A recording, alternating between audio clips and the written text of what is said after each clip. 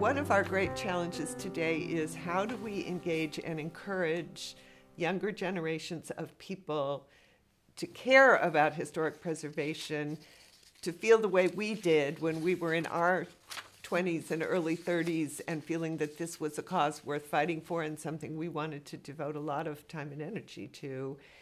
It's hard to reach that audience in Pasadena today, or maybe everywhere today, because of the changes in the world, changes in technology, changes in people's interests.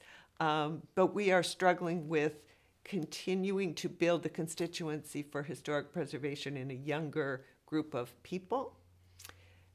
And from my perspective, on the flip side of that, the difference is that today Pasadena Heritage sort of has a seat at the table. People ask us what we think. Developers come seeking some level of support for their projects, or at least wanting to know what we think before we show up at a design commission. City agencies listen to us. We partner with many more people. So we feel like we've sort of in some ways become part of the established process, which is a frightening thought in some ways, but it does give us a different platform, and I think in some ways makes us more effective, but it's a sea change from where we started out. So we have to learn to be effective in this realm, just as we had to learn to be effective in a very different way when we were so young and obstreperous.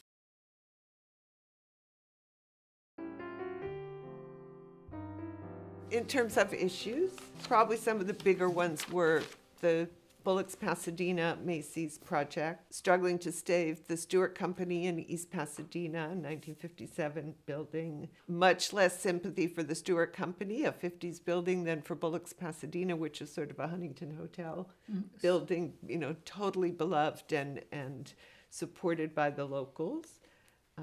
The creation of Heritage Housing Partners as the next evolution of hands-on preservation and the Preservation Fund, and then its graduation to independent status, and probably some of the continuing work that we're trying to do with the Oral History Project and making information accessible to people and being part of the 21st century.